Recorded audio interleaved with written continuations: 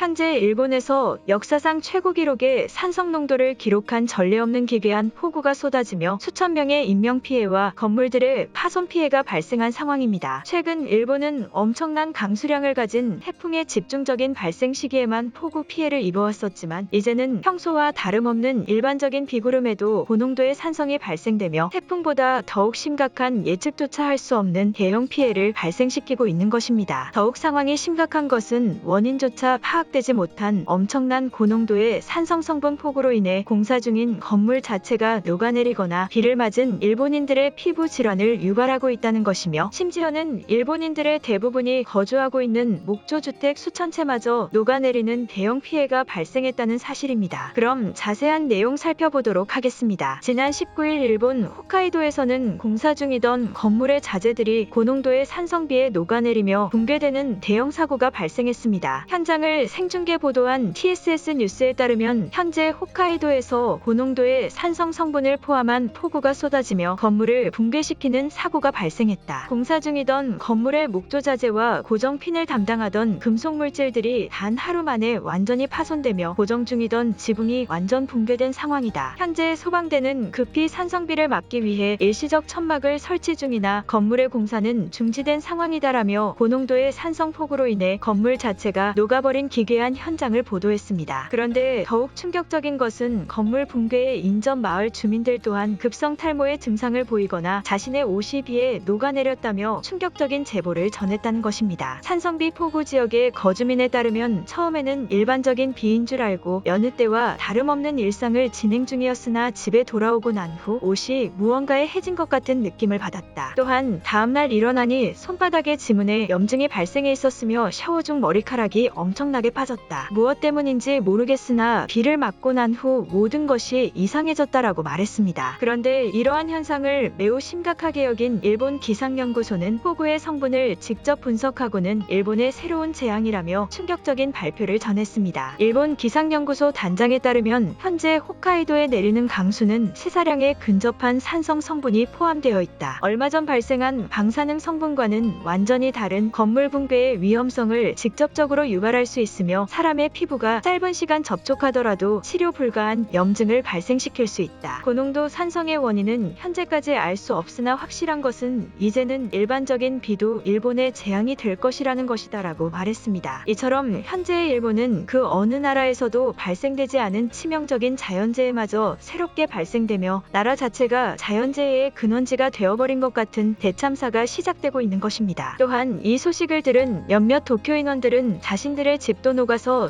손상되었다며 단체로 독도로 피난시켜달라는 의견까지 시민단체에 전달하는 난리를 치고 있습니다. 이에 따른 일본인들의 절망적인 반응 살펴보도록 하겠습니다. 지금 많은 일본인들은 한국으로 피난을 가고 싶어 하지 않는다. 지금까지 한국에 그렇게나 많은 구조 요청의 신호를 보냈지만 한국 정부와 한국 대통령은 단 한 번도 우리의 피난 요청에 응답하거나 길을 터주지 않았다. 하지만 한국이 칭하는 독도는 원래 일본의 땅이니 우리는 그곳으로 피난을 가서 생활하면 되는 것이다. 최근 몇 개월 동안 일본에서 거주하기는 싫고 한국 사람들은 동의하지 않아서 마음 졸이면서 살아왔는데 이번 기괴한 산성폭우로 한국의 독도라는 새로운 피난지의 선택지가 있다는 것이 매우 좋은 성과이다. 아무리 한국이 자신들의 독도를 한국 땅이라며 우기고 있지만 자연재해를 피해야 되는 우리들을 그곳에서 살게는 해줄 것이다. 멍청한 일본인들은 한국의 독도를 달라는 여론작전을 쓰고 있다. 차라리 그럴 시간에 나처럼 시민단체와 직접 접촉해서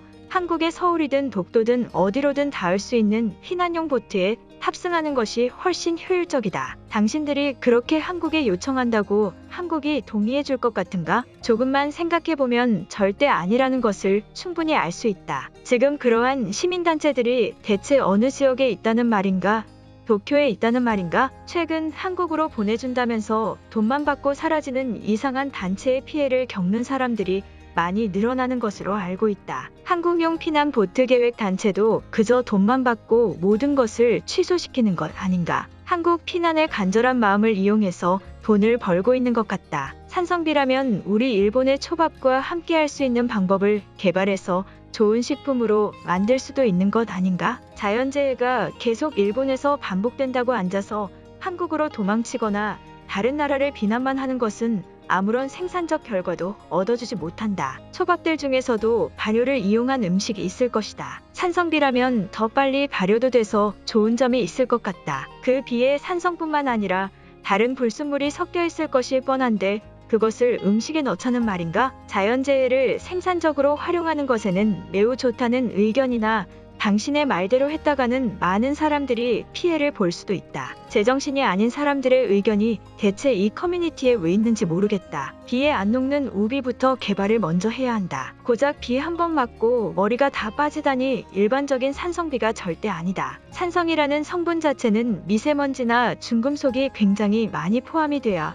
극도로 증가하는 것으로 알고 있는데 한국인들이 발생시킨 먼지가 일본으로 다 건너와서 발생된 것 아닌가? 따지고 보면 황당하게도 이번 산성비재해도 한국이 우리에게 피해를 준 것이나 마찬가지다. 그것을 모르는 일본인들은 없다. 하지만 당신처럼 그저 한국과의 유대관계를 생각하지 않고 분노하는 단편적인 모습은 한국인들에게 우리의 인상을 좋지 않게 심어주는 계기가 된다. 어쨌든 우리는 부탁을 하는 입장인데 언제까지 염산과도 같은 산성비를 맞아야 되는 일본에서 살 것인가? 이제 한국과 좋은 관계로 지내며 한국에서 살아가야 된다. 한국 피난 이동을 주도하며 알 수 없는 사회불안 현상을 발생시키는 사람들은 지금 즉시 한국의 독도로 떠나기 바란다. 고작 자연재해 때문에 세계 최고의 나라 중 하나인 일본을 버리고 한국으로 이동하는 선택은 앞으로 당신들의 인생을 매우 망칠 것이다. 산성비를 맞아 몸이 아프더라도 끝까지 일본을 지키는 것이 우리의 숭고한 사무라이 정신이다. 만화에서나 나올 법한 사무라이 정신을 얘기하다니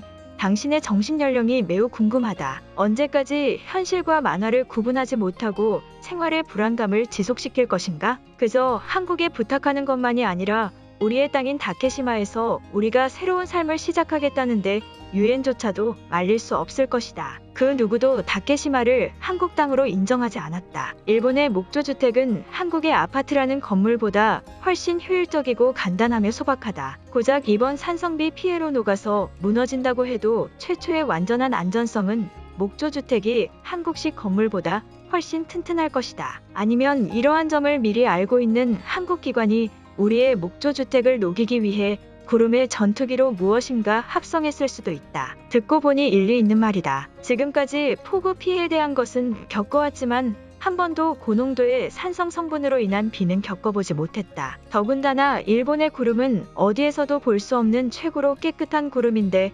갑자기 산성비라니 피해에만 집중할 것이 아니라 역시 그 뒤에 한국의 비리를 알아봐야 되는 것이었다. 우리도 한국에 공격할 것이 없는가? 오늘 영상은 여기까지입니다. 제 영상이 도움이 되셨다면 구독과 좋아요 부탁드리겠습니다. 감사합니다.